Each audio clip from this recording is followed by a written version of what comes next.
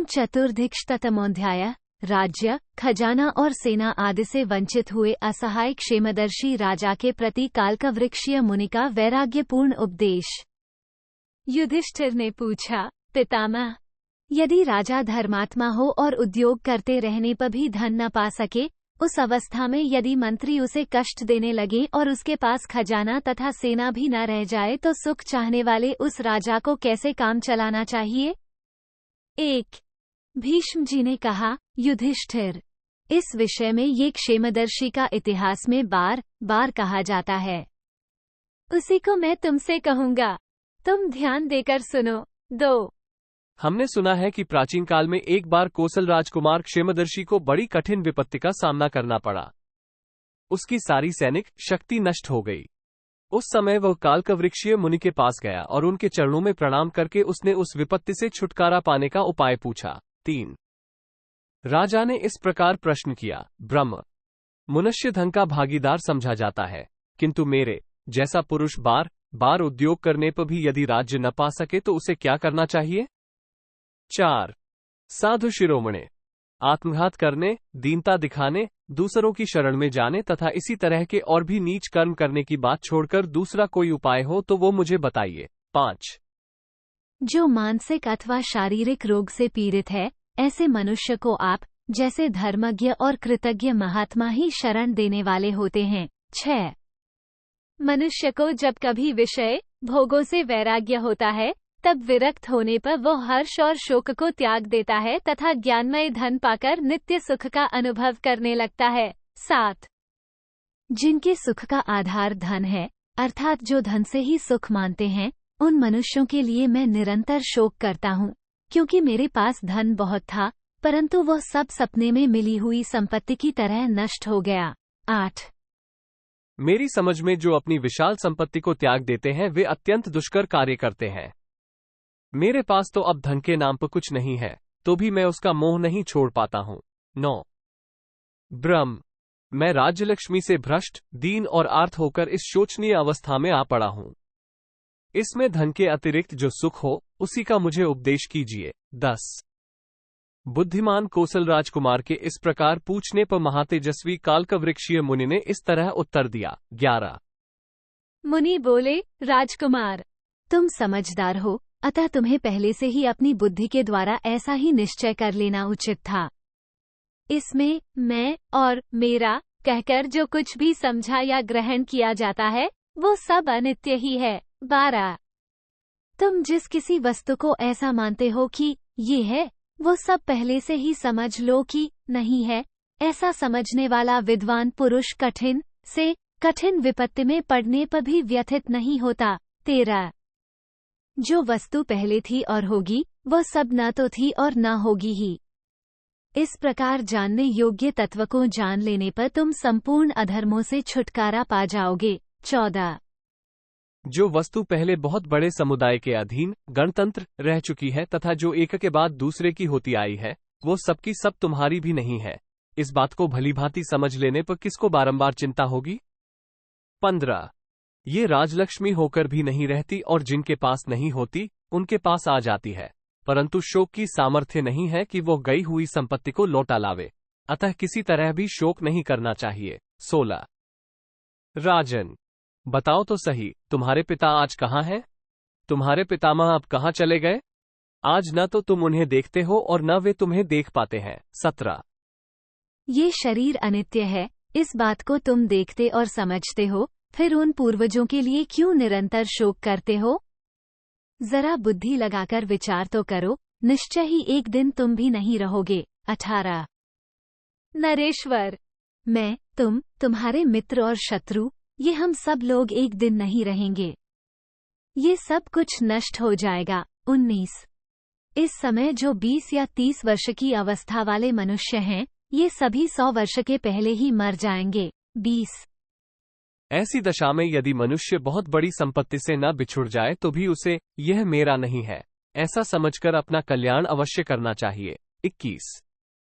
जो वस्तु भविष्य में मिलने वाली है उसे यही माने कि वह मेरी नहीं है, तथा जो मिलकर नष्ट हो चुकी हो उसके विषय में भी यही भाव रखे कि वो मेरी नहीं थी। जो ऐसा मानते हैं कि प्रारब्ध ही सबसे प्रबल है, वे ही विद्वान हैं और उन्हें सत्पुरुषों का आश्रय कहा गया है। 22। जो धनाढ्य नहीं है वे भी जीते हैं और कोई राज्य का शासन भी करते हैं। उनमें से कुछ तुम्हारे समान ही बुद्धि और पौरुष से संपन्न हैं तथा कुछ तुमसे बढ़कर भी हो सकते हैं, परंतु वे भी तुम्हारी तरह शोक नहीं करते। अतः तुम भी शोक न करो। क्या तुम बुद्धि और पुरुषार्थ में उन मनुष्यों से श्रेष्ठ या उनके समान नहीं हो? 23-24। राजा ने कहा, ब्रह्म, मैं तो यही समझता हूँ कि वह सारा राज्य मुझे स्वतः अनायास ही प्राप्त हो गया था और अब महान शक्तिशाली काल ने ये सब कुछ छीन लिया है। 25। तपोधन। जैसे जल का प्रवाह किसी वस्तु को बहा ले जाता है, उसी प्रकार काल के वेग से मेरे राज्य का अपहरण हो गया।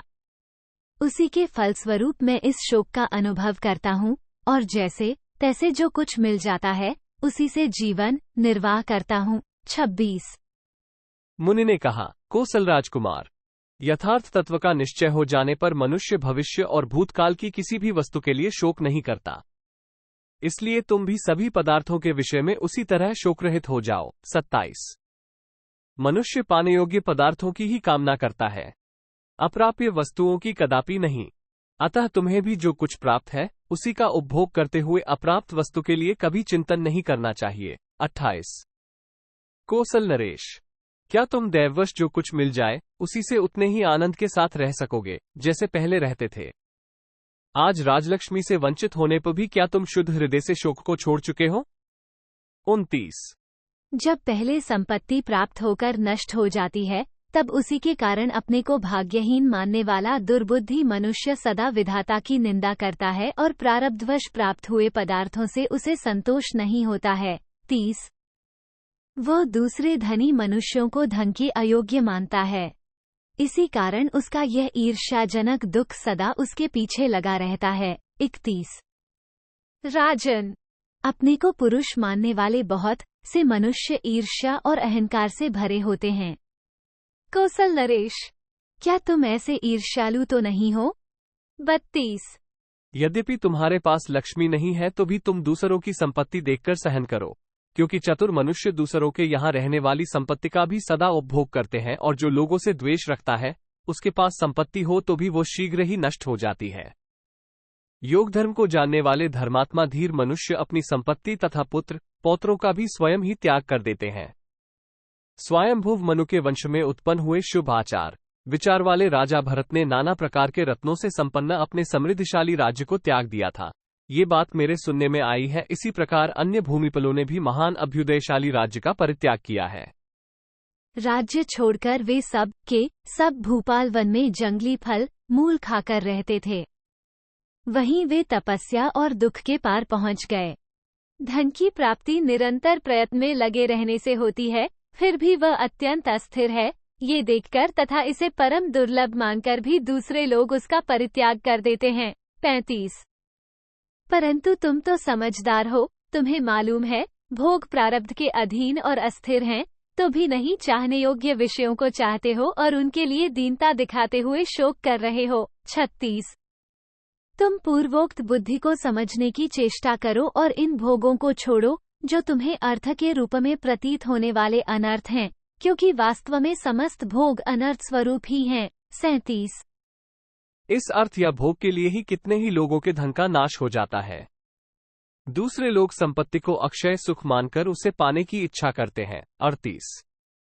कोई मनुष्य तो धन संपत्ति में इस तरह रम जाता है कि उसे उससे बढ़कर सुख का साधन और कुछ जान ही नहीं पड़ता है, अतः वह धनोपार्जन की ही चेष्टा में लगा रहता है, परंतु दैववश उस मनुष्य का वह सारा उद्योग सहसा नष्ट हो जाता है। 39। कौशल नरेश, बड़े कष्ट से प्राप्त किया हुआ वह अभीष्ट धन यदि नष्ट हो जाता है तो उसके उद्योग का सिलसिला टूट जाता है और वह धन से विरक्त हो जाता है। इस प्रकार उस संपत्ति को अनित्य समझकर भी भला कौन उसे प्राप्त करने की इच्छा करेगा। 40। उत्तम कुल में उत्पन्न हुए कुछ ही मनुष्य ऐसे हैं जो धर्म की शरण लेते हैं और परलोक में सुख की इच्छा रखकर समस्त लौकिक व्यापार से उपरत हो जाते हैं। 41। कुछ लोग तो ऐसे हैं जो धन के लोभ में पड़कर अपने प्राण तक गंवा देते हैं। ऐसे मनुष्य धन के सिवा जीवन का दूसरा कोई प्रयोजन ही नहीं समझते। 42। देखो उनकी दीनता और देख लो उनकी मूर्खता, जो इस अनित्य जीवन के लिए मोहवश धन में ही दृष्टि गड़ाए रहते हैं। 43। जब संग्रह का अंत विनाश ही है, जब जीवन का अंत मृत्यु ही है और जब संयोग का अंत वियोग ही है, तब इनकी ओर कौन अपना मन लगाएगा? 44। राजन, चाहे मनुष्य धन को छोड़ता है, चाहे धन ही मनुष्य को छोड़ देता है। एक दिन अवश्य ऐसा होता है। इस बात को जानने वाला कौन मनुष्य धन के लिए चिंता करेगा? 45। दूसरों पर पड़ी हुई आपत्ति मूर्ख मनुष्य को संतोष प्रदान करती है। वह समझता है कि मैं उस संकट में नहीं पड़ा हूं। इस भेद दृष्टि के कारण ही उसे कभी शांति नहीं मिलती। राजन, दूसरों के भी धन और सुहृद नष्ट होते हैं, अतः तुम बुद्धि से विचार कर देखो कि दूसरे मनुष्यों के समान ही तुम्हारी अपनी आपत्ति भी है। 46। इंद्रियों को संयम में रखो, मन को वश में करो और वाणी का संयम करके मौन रहा करो। ये मन, वाणी और इंद्रियां दुर्बल हों या अहितकारक, इन्हें विषयों की ओर जाने से रोकने वाला अपने सिवा दूसरा कोई नहीं है। सारे पदार्थ जब संसर्ग में आते हैं तभी दृष्टिगोचर होते हैं। दूर हो जाने पर उनका दर्शन संभव नहीं हो पाता। ऐसी स्थिति में ज्ञान और विज्ञान से तृप्त तथा पराक्रम से संपन्न तुम्हारे जैसा पुरुष शोक नहीं करता है। तुम्हारी इच्छा तो बहुत थोड़ी है, तुम में चपलता का दोष भी नहीं है। तुम्हारा हृदय कोमल और बुद्धि एक निश्चय पर डटी रहने वाली है तथा तुम जितेंद्रिय होने के साथ ही ब्रह्मचर्य से संपन्न भी हो, अतः तुम्हारे जैसे पुरुष को शोक नहीं करना चाहिए। 49। तुमको हाथ में कपाल लेकर भीख मांगने वालों की तथा निर्दय पुरुषों की उस कपट भरी वृत्ति की इच्छा नहीं करनी चाहिए, जो अत्यंत पापपूर्ण, अनेक दोषों से दूषित तथा कायरों के ही योग्य है। 50। तुम मूल फल से जीवन निर्वाह करते हुए विशाल वन में अकेले ही विचरण करो। वाणी को संयम में रखकर मन और इंद्रियों को काबू में करो और संपूर्ण प्राणियों के प्रति दयाभाव बनाए रखो। 51। तुम जैसे विद्वान पुरुष के योग्य कार्य तो ये है कि वन में ईशा के समान बड़े बड़े दांत वाले जंगली हाथी के साथ अकेला विचरें और जंगल के ही पत्र, पुष्प तथा फल मूल खाकर संतुष्ट रहे। 52। जैसे क्षुब्ध हुआ महान सरोवर निर्मल हो जाता है, उसी प्रकार विशुद्ध बुद्धि वाला मनुष्य क्षुब्ध होने पर भी निर्मल हो जाता है।